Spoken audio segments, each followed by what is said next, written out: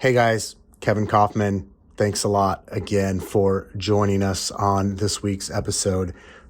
Today's episode, I wanted to just give a little context before I just start playing it. This is actually a replay of a conversation I had with some really good friends, Todd Bookspan and Dave Savage, inside of their group, Mortgage Coach Productivity Mastermind. So understand, in this conversation, I'm speaking mostly to loan professionals, people in the mortgage world. However, we really only talk about real estate. And so I hope you enjoy it. I thought there were some nuggets in here that I thought would be worth sharing. And rather than trying to redo or, try to remember what I said and then re-say it, I figured I'll just play this for you guys. So hopefully you find it valuable and you enjoy today's episode. What's up, everybody? Welcome to the Mortgage Coach Friday Mastermind. Every Friday, 9 o'clock, we are here to bring amazing guests, have an amazing conversation. Todd, when is number 300? I forgot what day it is. 2 weeks. September 2 weeks. 16th. The 15th. Okay, so 16th. The 16th. Thank you. So mark your calendar, guys. We're going to have the number 300 show of this Friday Mastermind. Don't know what we're going to talk about yet, but we'll try to make it a great conversation. Todd, anything you want to say before we bring on the special guest today and frame the conversation? I'm just always, as always, I can't believe we're hitting, episode number 298, right? I mean, you and I have been doing this now for over 6 years, and we've been, super fortunate to have great guests along the way, great co-hosts along the way, and just such a privilege to be part of this community. And I'm really excited to have Kevin back on. I think Kevin has long ago officially become the most involved real estate agent in our community. And I always love it because Kevin and I are so busy, even though we live half hour apart.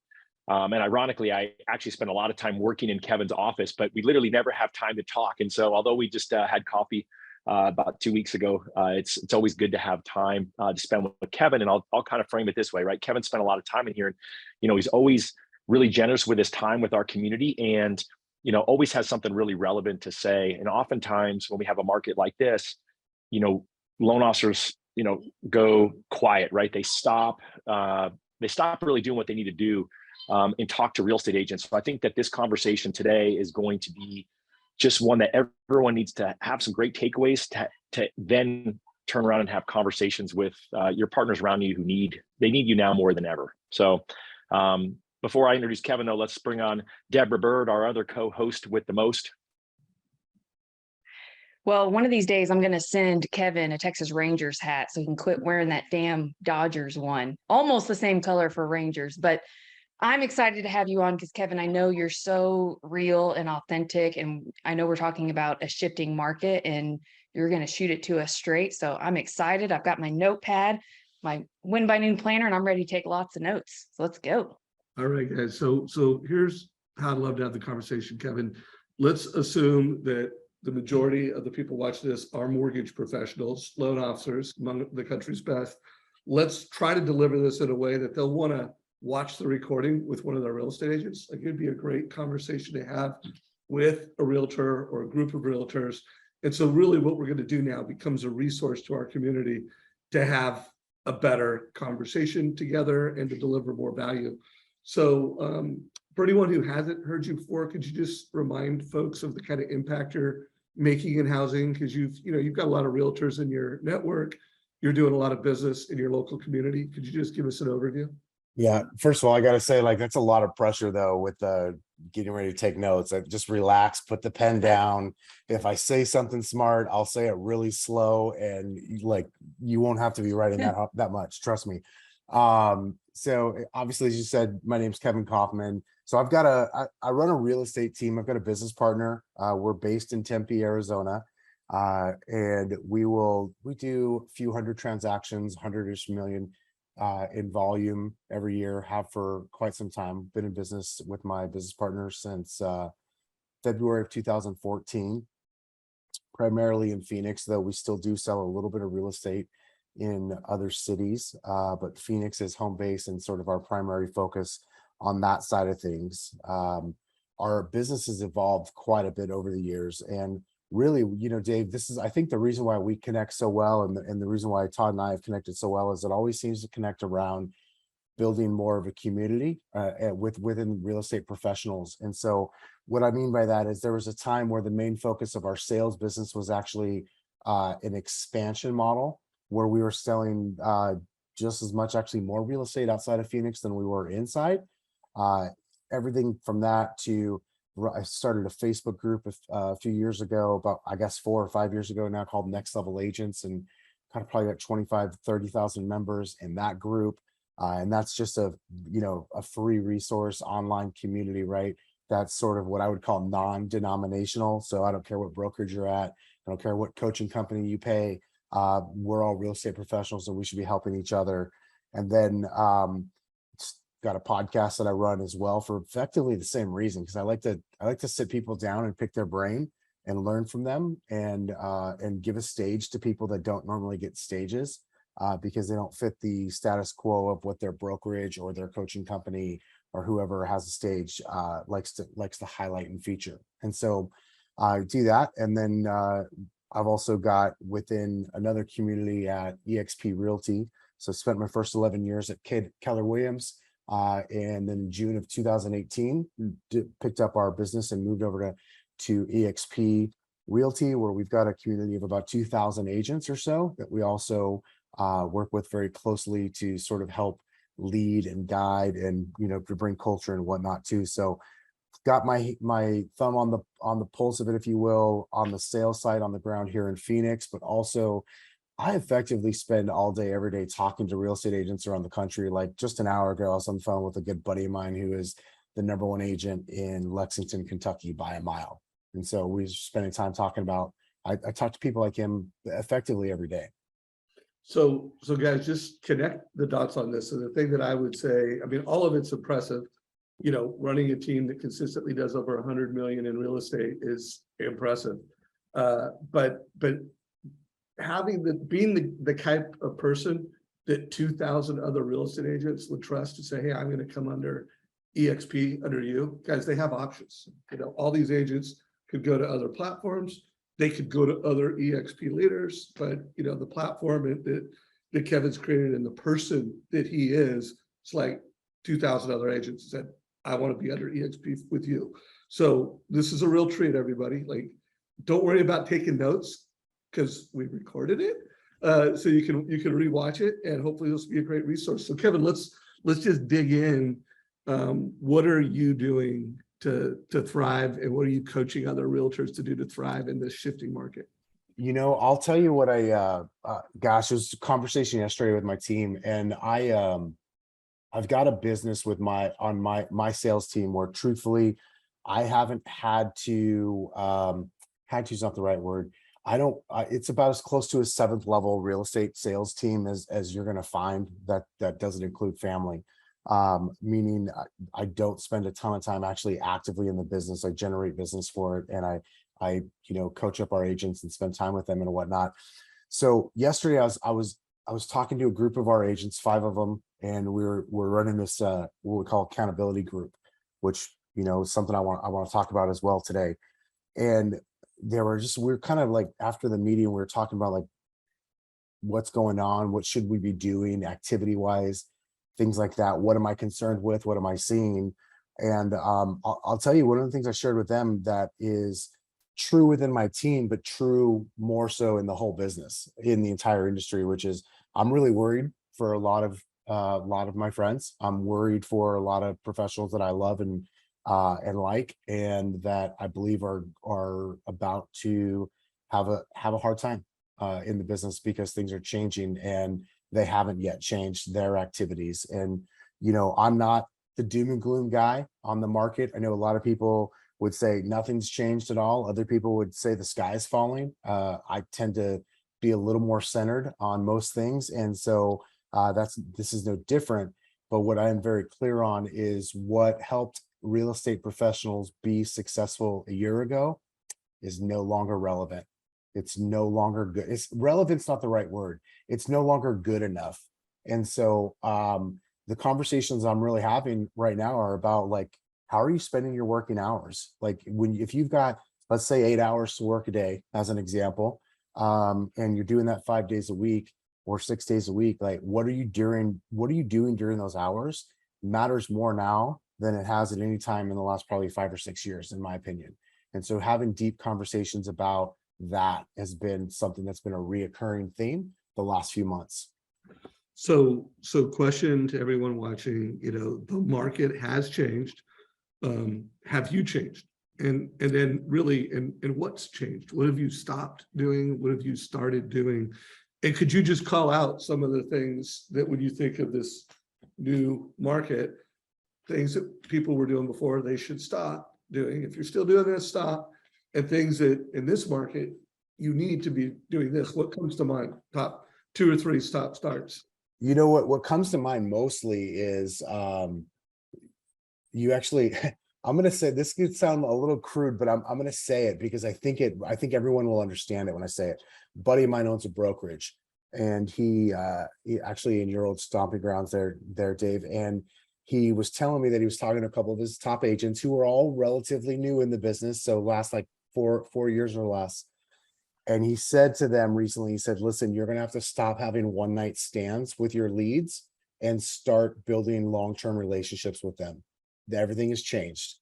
And that is, I think, so true. If you think about that for a moment, like we've been order takers. I got licensed in 2007. I remember going to Keller Williams Keller Williams mega agent camp in Austin, Texas in 2008.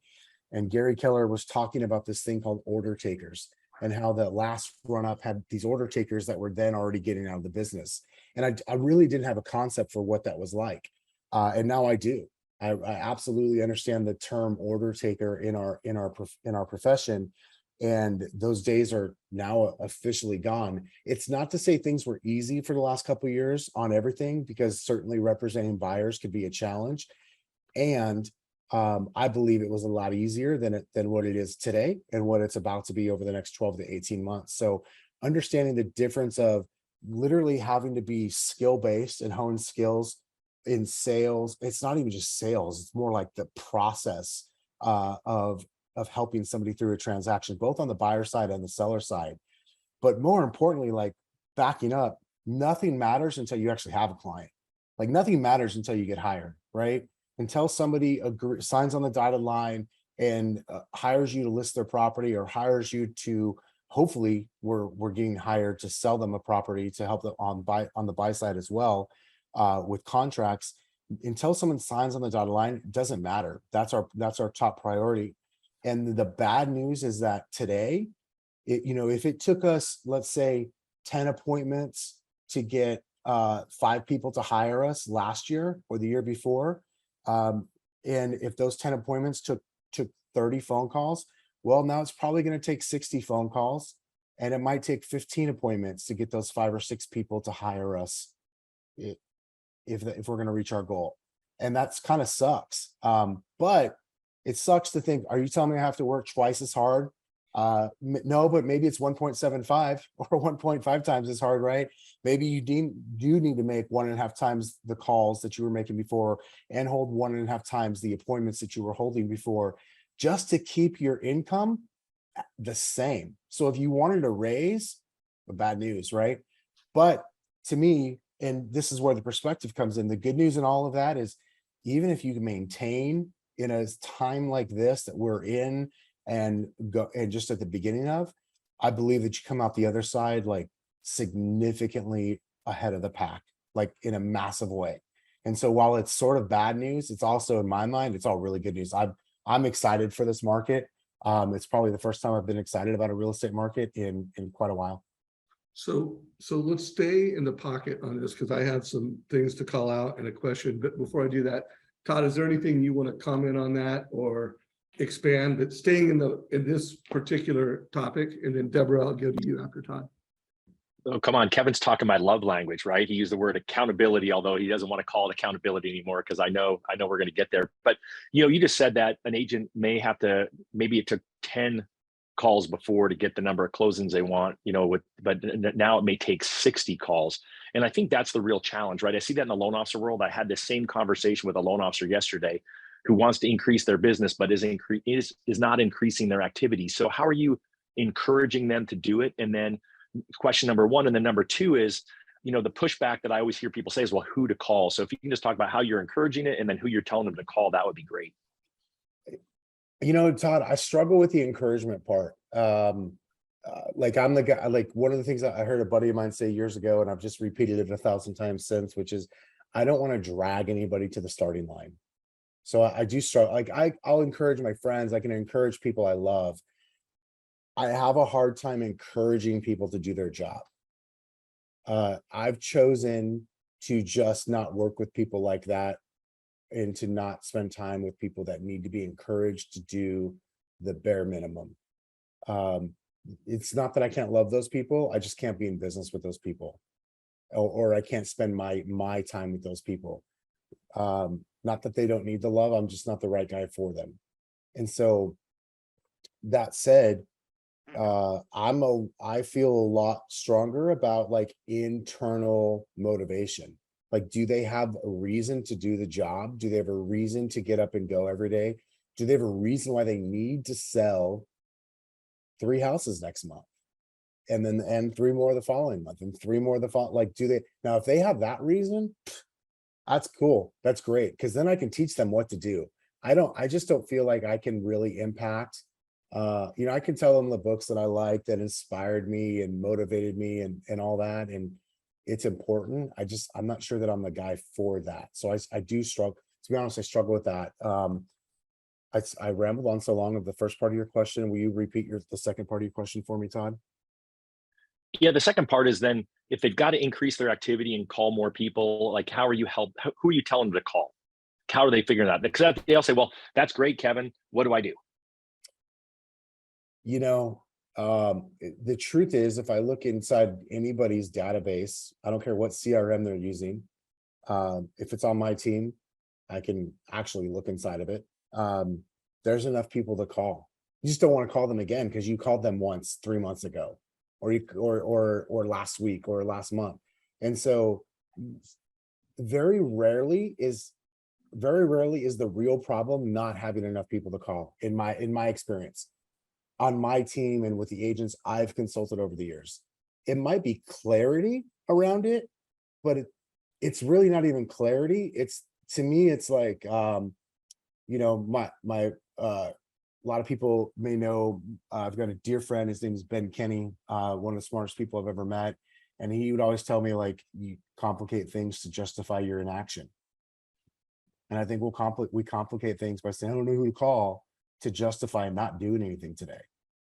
And it's just total BS. Like, if you really don't have enough people to call, like, you got your license yesterday, and so you don't, okay, cool. Let's start with your phone. Let's literally start with the app on your phone that says address book, and start at the A's and start calling them, and then start writing those people notes. And then if you've been in real estate for any period of time, especially if you've ever bought a lead, go back and try to get the money's worth out of those leads you paid for. And then if you're out of people again, go hold an open house or go cold call and circle prospect, fill in the blank. There's literally hundreds of lead sources out there. So it's really, to me, never about who do I call. It's, am I willing to pick up that 800-pound phone? All right, Deborah, anything you want to add or ask? That was just huge, by the way, before Deborah says it. Like, I mean, again, everyone, I always hate to say it because look in the mirror, right? Are you doing that? And when I hear that Ben Kinney quote, I'm like, okay, that's at me. I'm looking in the mirror right now myself. So go Deborah, but I'm just like grinning ear to ear right now. So I'm thinking for the loan officer who's hosting this, and maybe they have a room full of real estate agents in the room, do you theme the days when you're, winning by noon and when you're doing your prospecting hour? Like Dan Keller was recently on and he was talking about, Mondays he calls his top 40 agents, Tuesdays are status update calls. So do you theme the days to give clarity and focus? And if so, what are those for the week? I think that's a great way to do that. I don't like to theme through the day. I have, so me personally, first I'll talk about me and then like what I would maybe coach an agent on my team about. Me personally, I need a more simple system to where like a clearer priority, right? So granted, I'm not doing client updates, talking to real estate agents and the client, and then like a loan update call. So it's a little bit different, but I'm just going, who are the 3 to 5 most important people? Like I have to call these people today or connect with. And then from there, everything else is like, so there's priority 1 and then there's everything else, right? And it could technically, I guess, all be ranked. But for me, it's all about my A list. So I do A, B, C, and D, my list of sphere of influence. I also, another kind of theme that I've always liked, Deborah, that a good buddy of mine and business partner in EXP, Eric Kelly, has always operated by. He coined a term called 5 and 5. So which I love, because it's a very simple thing, which is 5 connects a day with somebody in a sphere of influence to just further the relationship. And then 5 connects a day with somebody in the sales cycle. And if you could just do that, like you're going to build a really great business. So I need simpler themes personally, because the alphabet thing and all that stuff, like it's just, I don't know, that it's almost overwhelming for me. When I'm working buyer seller leads, if you will, anything that's brand new gets called right now. And then right now again, and then right now again, and right now again. I think we've talked about that before, probably on one of my previous talks here.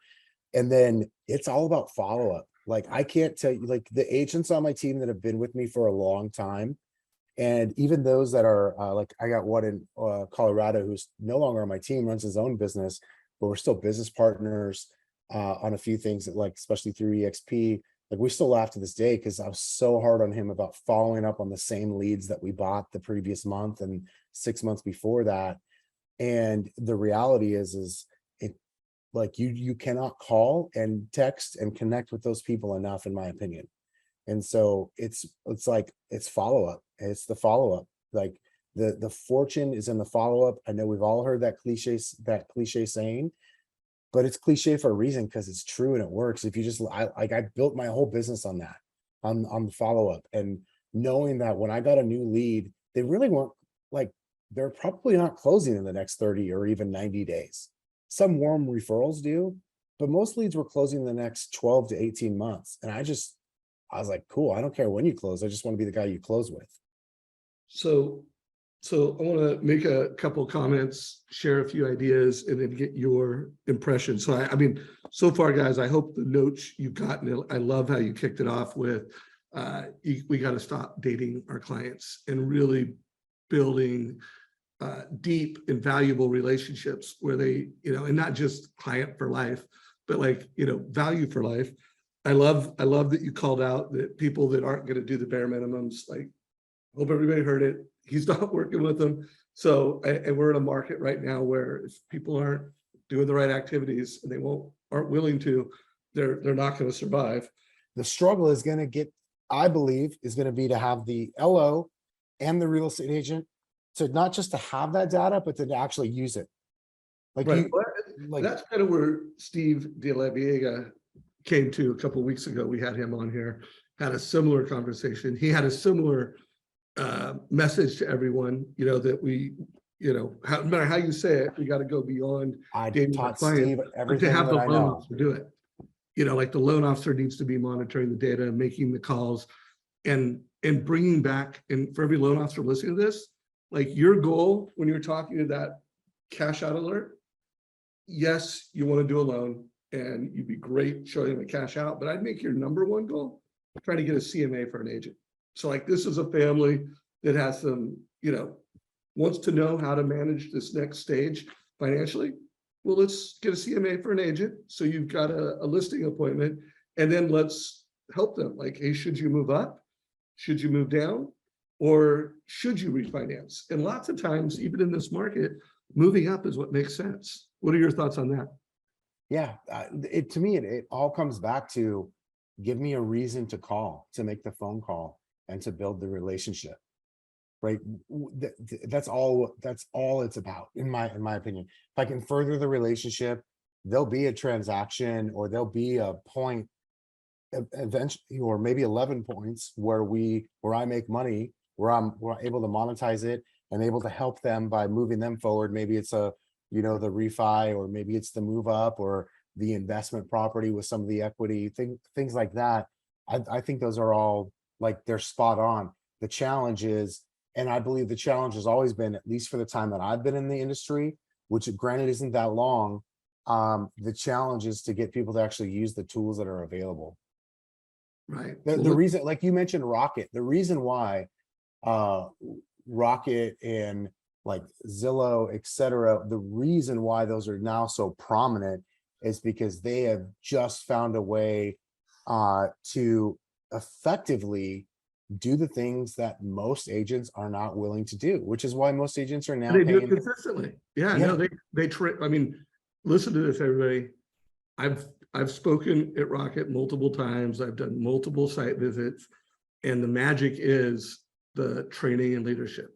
Everybody in the organization is trained on best practices, and they have the systems and tools so that everyone in the organization is just doing the right activities more consistently than everyone else.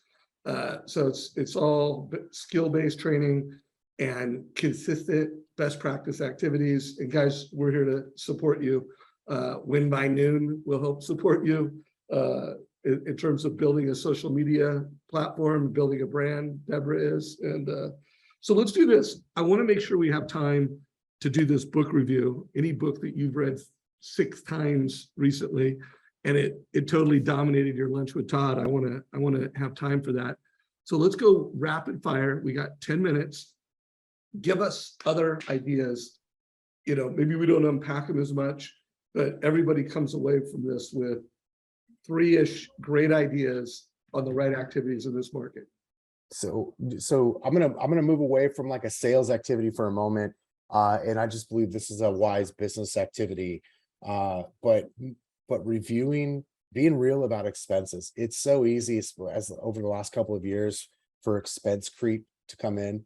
I recorded a podcast on this recently, and it was really just like a reiteration of a article I had written for Inman at the beginning of COVID about tightening the belt for your business, right? Tightening the financial belt and really reviewing things. I remember, I think it was 2015, I got an email from Gary Keller and had these points in it that are actually relevant today. They really weren't that relevant then, but they're super relevant right now.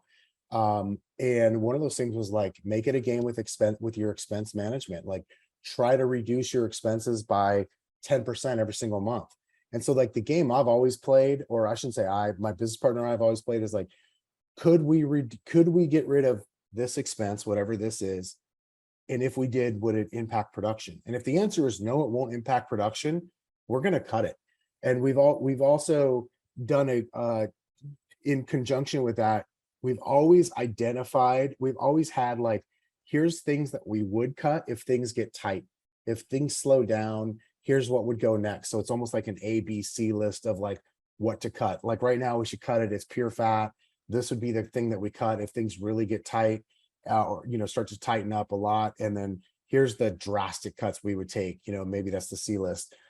In addition to that, habit we got in when we started doing that was just literally reviewing finances, like actually every dollar spent in the business once a week.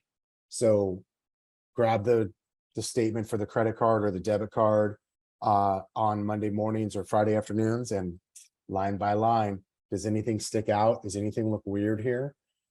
And when you do that, obviously it doesn't take that much time, and it helps your bookkeeper immensely from having to ask you questions about things that actually might be one-time expenses and things like that. So I think that's super important. Being more visible than ever, super important. So whether you're an agent or a lender, like leading a team, so let's say you're a real estate agent and you've got other agents, buyers agents, listing agents, whatever, and staff, like being more present and visible than ever, I think is something you've got to do. Like if you're making lead gen calls, make the lead gen calls with them. Make sure that they see you doing that. Be more present with your clients. The consumers, I think, you've probably heard this a million times. It's been beat to death, but consumers are more confused than ever. I mean, so are agents for that matter. And so are lenders for that matter. People are more confused than ever. And so the more real talk and straight talk and reality-based conversations you can have, like those are going to benefit you. And then the other thing, like I've been telling people for the last few months, especially as things started to change, is don't get caught up in, don't let a good story distract you from the facts, because there's still good stories out there. And again, it seems to be the good story is either the sky is falling, or I got 100 offers on my house this weekend in 42 hours, 48 hours or whatever. It seems, if it's on the news, it's still, because it's still 8 weeks old. If it's on a website, it might actually be something totally not true that's about the sky falling. Don't let those, like if your conversations, the conversations that you're having with your consumers are based on the news or something I could hear at work, you're not, just quit now. Like, be a professional and understand the stats and the numbers and the truth of the market in your marketplace. If you don't understand that, like, you better, like, you got to learn. All right, guys. So we are really close to changing the chapter. If anyone's watching this and you have a question, let them know. We did put a link to the Kevin's podcast, and it was all around tightening your financial belt or financial belt tightening. So check out that podcast and you can hear Kevin talk about that particular tactic and strategy in more detail. Todd, anything else you want to try to pull out of, just what realtors should be doing and how loan officers and realtors should be partnering before we flip the page? Well, I mean, I love the idea of being more visible, and the fact that I love your wrapper on it, Kevin. Don't let a good story distract you from the facts. Kevin and I were both at a social media event the other day. Now, Kevin's so good at it. I don't think he was there to learn. He was there to actually support someone in his EXP network that was promoting the event. But Kevin's there. He's adding value, to folks along the way. So when you say be visible, what do you think? I like the idea of getting alongside your team and calling with your team, but how can you be more visible to your clients? I mean, I think that's actually calling them. Maybe, like, literally, it's communication. Here's the way I've always wanted to frame it. I want to answer the question before it's asked, regardless of the market, regardless of how the market, whether it's up or down. Like, this started me in my short sale days, because I also don't like talking on the phone. So I'm annoyed when I get distracted from something to answer a question for something that I really shouldn't have to answer. So it's like, how can I give you everything you need that's the truth, that's factual, that will answer your question before I ask? So that way, when I do call you at our scheduled time, like, you're going, oh no, yeah, no, I don't think I actually have any questions, right? Or it's very simple. And so for me, it is coming up with some sort of cadence of communication. So think about the last 3 years. If you're a real estate agent that has had, that got into the market in the last 3 years, you have no idea what it's like to update your sellers with showing information. You've only had to go through offers. So to talk to your seller for maybe 3, 4, 5 weeks in a row to review showing data, as opposed to the 20 offers you got, that's a different talk. That's a completely different talk, especially when starting from expectation at the listing appointment all the way through. And so if you haven't had to do that, like, that's just a different skill than, hey, here's your offers, right? Hey, here's the amount of showings we had. Here's the feedback. Here's the aggregate of the feedback that we've had. Here's where this lines up with the data we talked about on the last appointment. Here's what do you want to do going forward? And actually involving them in the strategy. I'm a big believer in consulting with my clients and not presenting to my clients. So I want to give them the data and lead them to come up with their own answers that are in alignment with the way I would prefer that they do it. Love it, guys. So, kind of closing wrapper on this chapter of the conversation is get out there and educate. Consumers are more confused than ever. Realtors are. It did remind me, 2 of the interviews I've done this, in the past few months, where the loan officer was actually up. Denise Donahue was one of those. Nicole Ruth was one of those. This is an 18-minute video that's been watched over 2,000 times from a few weeks ago. I put a link down below, guys. I can't recommend enough that you watch this conversation with Nicole. If you look at the show notes down below, she also showed a few examples of how she's, I love what you said, consulting. You know, this is a 3-minute mortgage coach video where she is consulting and she's showing an agent, like a listing agent, you know, look, this is how you could do how a 2-1 buy down would make this house more affordable. And here's how a permanent buy down might avoid a price reduction. And here are strategies to make this home more saleable. So if you're a mortgage coach on this, you need to be educating your listing agents, your buyer's agents on how financing can help sell a home at the end of the day. Kevin, anything else you want to say before we get into the book review? I'm going to say, you know, this is, you didn't ask me to say this, but I mean, I'm just going to say it. When you have a tool like Mortgage Coach, and you could actually visually share these things, use like those are the things that you've got to be putting in front of your clients. Something that gives them the truth. So that way they're not just worried about because the rates went up or they heard the Fed's going to, not like the noise of the news and all that, like forget about that. Look for the facts that you can share. I love that when you have something like a tool like Mortgage Coach, where you actually have things that are relevant to the consumer. I'd be making that like that's my story. Yeah. And the one other thing I wanted to add about getting in front of your clients is, guys, we're 2/3 of the way done with the year. And although we have 4 months left, there's only 92 business days left because of all the holidays.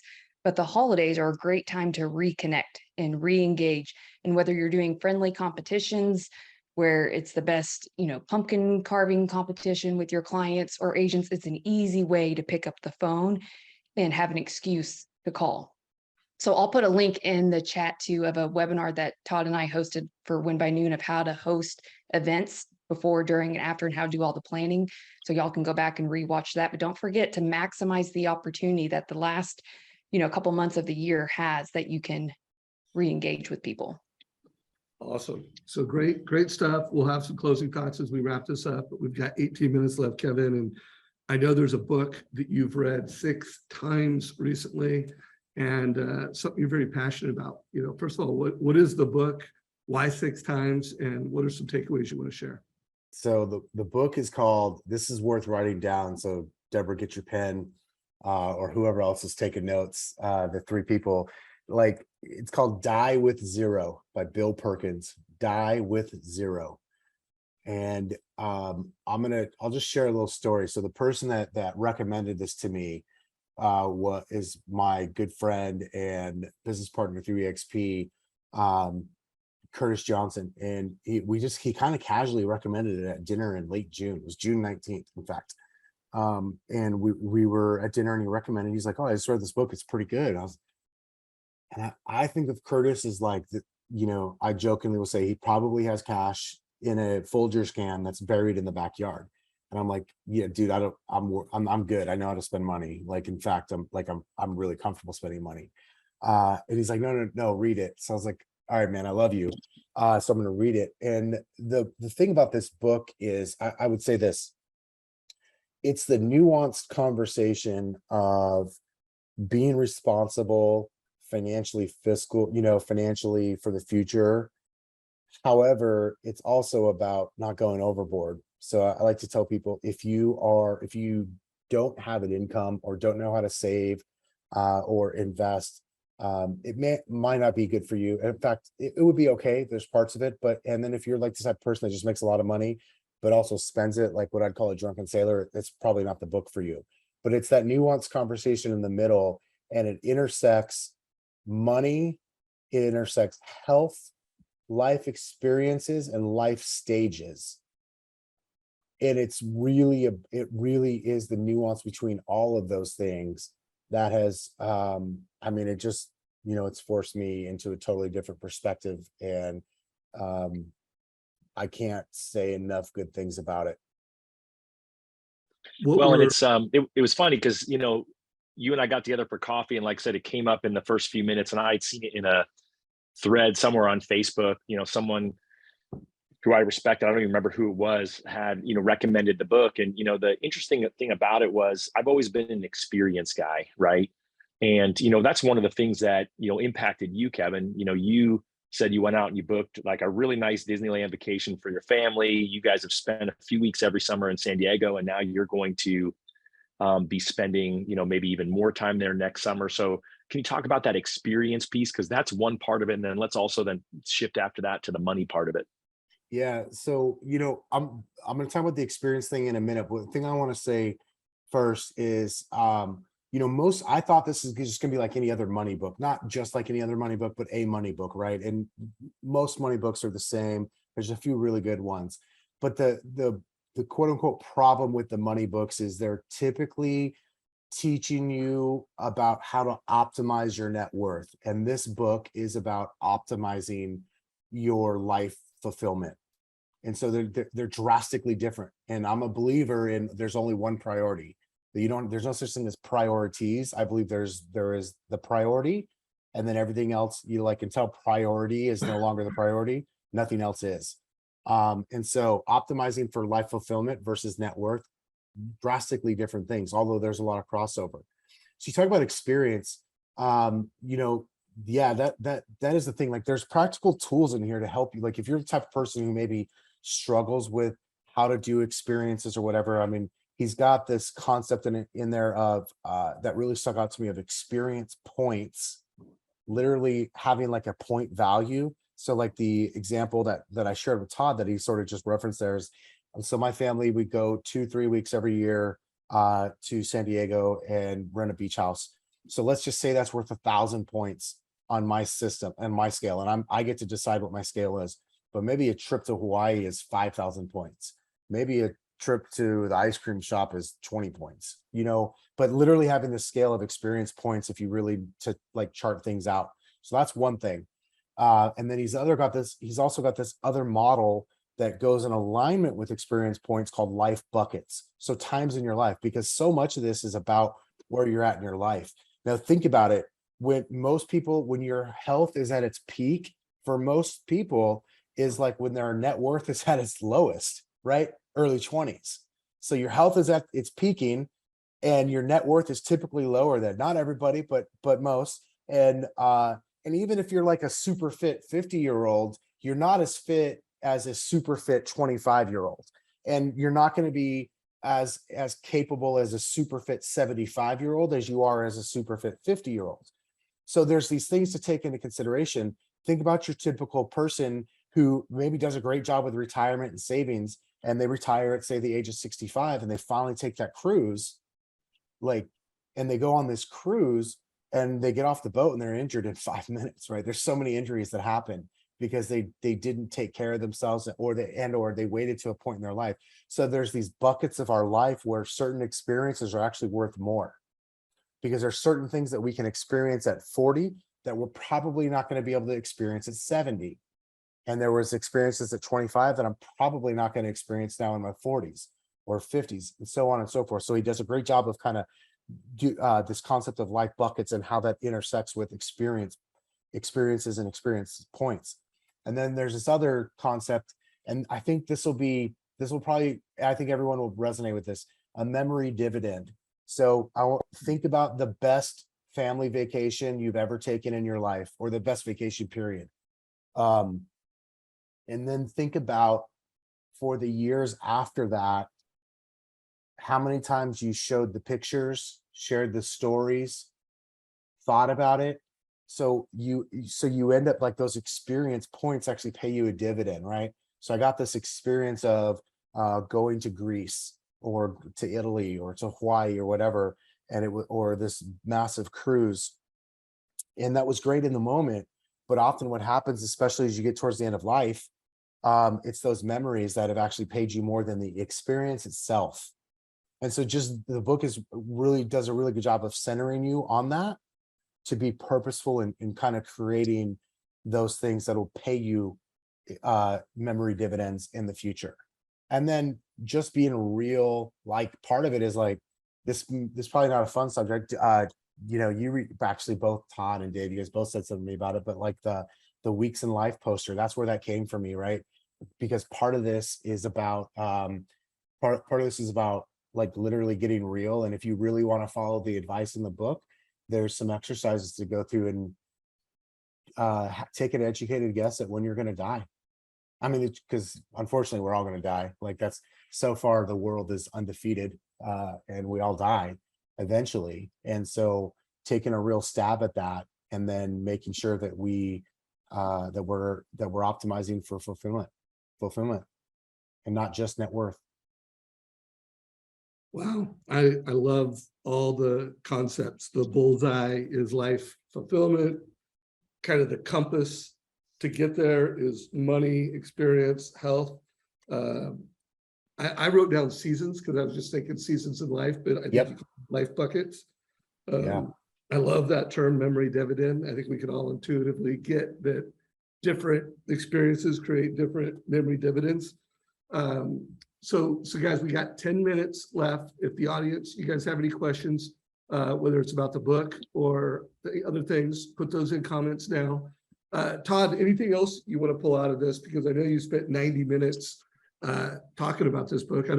Have you got it yet, but Todd, have you started reading the book or listening to the book? Oh no, I read it months ago. It was on my, in fact, I read it, but I re-skimmed it, right? I highlight everything. So I re-skimmed it after Kevin and I talked about it, because it was impactful on me, because it changed my mindset around money, right? I grew up, my dad is super cheap. His parents were super cheap. My grandparents all died with a lot of money that they've given to my parents who don't need it, and my aunts and uncles who don't need it. And my parents thankfully are still alive. And, I don't know how much money they have, but it's probably pretty sizable, just as my guess. And not that they didn't do great things for us as kids, but we had a great life. I always, joked I was the poorest of the rich kids because I had a job to support what I did to keep up with my friends. But where it's impacted me, because he talks about also giving, charitable giving while you're alive, and then helping your family while you're alive to see it. And so for me, one of the impacts is on the fact that I've got kids in their 20s who transparently are going to be poor. They're, going to be, two of them are going to be school teachers, and, one of them is going to be a therapist trying to, help people overcome anxiety issues. And, I realized that I can be more impactful to their lives now, having them stress less about money and have better experiences if I help them now versus, save my pennies like other people have. So that was one takeaway. And then the other part of it is that one of the things that I appreciate about Kevin, I've only got a couple of friends. I used to do literally a weekly, then I went monthly, and now it's kind of a couple times a year finance meeting with Josh Metal. So Kevin talked about how, he and Fred, his business partner, have these meetings every week about money. And, I do think you have to find friends who you can chat with. So I can share openly with Kevin. We talk about money, and we talked about, having, what's the number that you need to have. And so, we spent a lot of time, nerding out over dividend stocks and other stuff that, transparently, I don't have those conversations with other people that I really enjoyed. So, that was a piece of it. And then the last thing I'll say, and then I'll be quiet, let you and Deb ask some questions, but is Kevin interviewed him on his podcast. So over in the sidebar, we put the link to his podcast. So make sure you subscribe to it. And then the other part is that when you find value in it, make sure you leave them a review, right? I mean, people who have podcasts, the way you get more viewers is by having reviews and downloads. So definitely make sure you hit the subscribe button. And then Kevin, when's your interview with him coming out in the next week or two?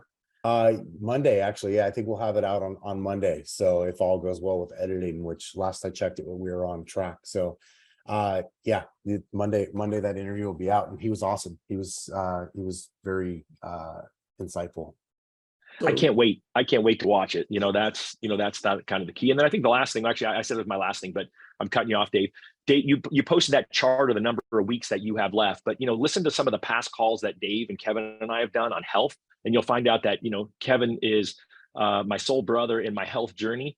And so even though you have to be cognizant of what that end looks like, he and I are making strides in our lives and our families' lives to live longer. So check those out as well.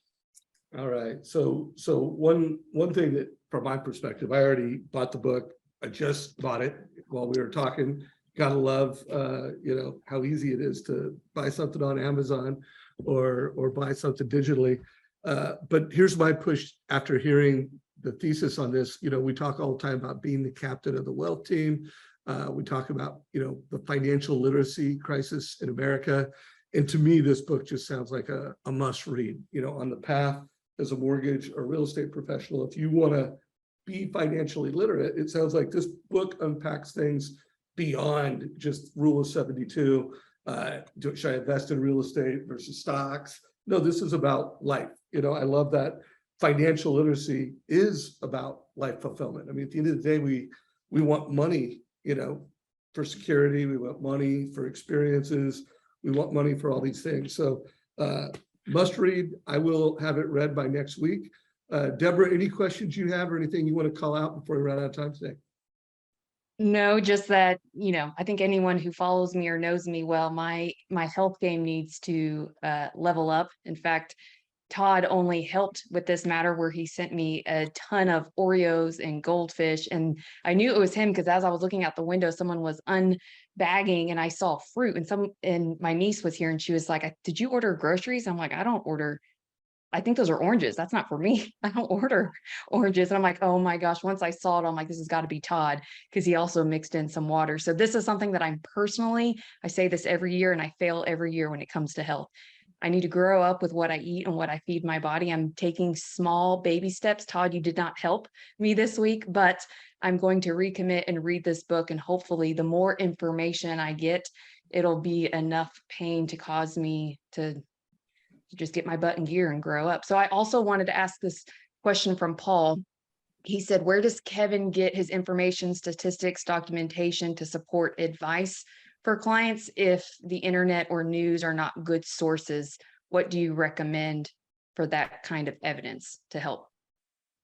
I mean, we're really lucky here in Phoenix because we have something called the Cromford Report, which is the best data available for our housing market. That said, regardless of market, there's a low. I haven't been to a city yet. I've been to a lot, and I've talked to a lot of real estate agents. There's not a city or marketplace that doesn't have some expert on data in their marketplace. And I promise you, it's never a reporter. Never ever once is it a reporter. It's good. So whether you got to take that stuff directly from the MLS or there's oftentimes a title company rep who is like, they geek out on that stuff. There's somebody in your town, no matter where you live, and if there's not, by the way, just become that person who geeks out on the real data. And it's just not hard. It's not that hard to get. You can just get it directly from the MLS. And also, guys, Keeping Current Matters is a great resource. The Keeping Current Matters blog is an incredible resource. And then I want to push everybody in our community, if there are some trusted sources of content that you have in your city, just share it. Like that might, one, help another member. So share it in our group, share it in this thread. What are your most trusted sources of data and insights in your market? And then that brings up another thing, as I've interviewed a lot of the best, because this is we got to educate people in every market. A lot of the mortgage coaches will have 2 or 3 TCAs, total cost analysis, that are part of that. And then they're going to have 5 to 20 slides. So as you find this data, you want to put it into a slide kit. I use Google Slides, but I don't care whether you use, PowerPoint, Keynote. I would just push everybody, have your go-to. Like every month, I update my go-to slides that I use for edu selling. At the end of the day, I'm educating. But yeah, I want to bring on members of Mortgage Coach and Sales Boomerang. You guys want to recruit realtors and home buyers, home sellers, people that need loans, have that slide kit. Do you do that by any chance, Kevin? Do you have like a kind of like slides of the month or kind of a toolkit of content that you are ready to show when the time is right? It's, we don't actually go through the making content out of it. We just we use the data and interpret it in conversations. Okay, got it. So we'll take commentary, like a write-up and the raw numbers of whether it's the overall market or a zip code or a city, whenever we're drilling down like one-on-one with the client.